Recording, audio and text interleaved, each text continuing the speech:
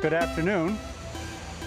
We are in week 9, and the concert on the 13th is getting close. We're all getting a little nervous about all the detail we have to try to finish up in the next 2 weeks. Today we have a couple of guests.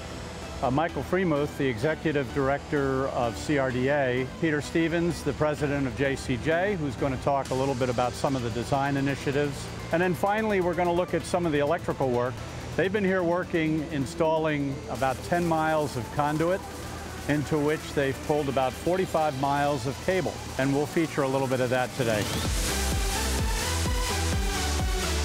We are going to talk about the electrical wiring that has been installed to upgrade the XL Center. The gear is a 40-year-old gear, which is being replaced now with the new Siemens gear. We've upgraded to a 5,000 amp new switch gear to upgrade everything. New bar area, as you probably went through already.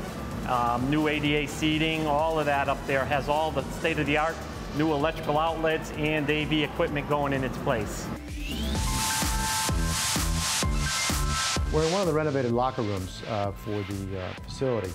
It represents, in some context, one of the 3 things we're trying to achieve.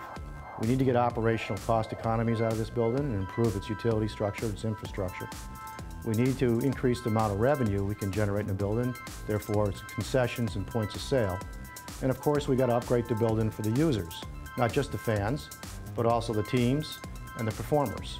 We're inside of a 40-year-old building, which over the course of the last 4 decades has had a variety of investments made into it, but never a single large infusion to upgrade the building in one quick splash. $35 million was authorized by the General Assembly for request of our agency through the Governor's Office. $35 million seems like a large sum, but when you break it down to all the things we're trying to achieve, it's a very, very tight budget.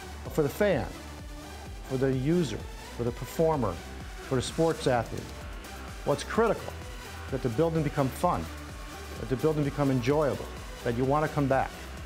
And those things are critical not only for the day-to-day, but for the overall success and competitive edge this building needs in today's market.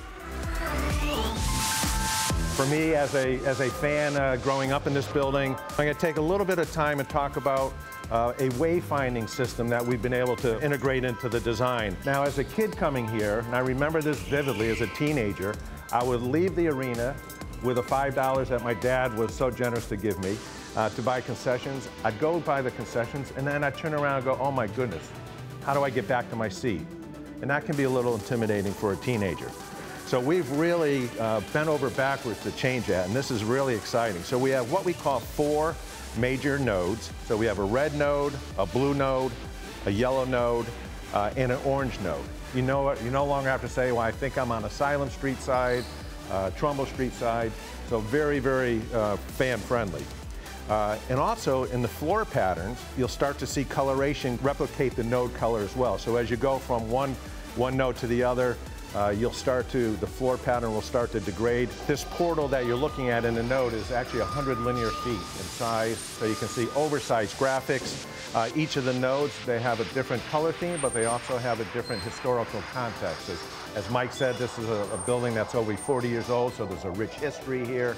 So one node will have expressions of music and events, non-sporting entertainment. Another node will be that of sports, from the Whalers to the boxing. And then 2 others will celebrate some of the scenes from Connecticut, as this is a state building, and then to celebrate the home of Hartford as well.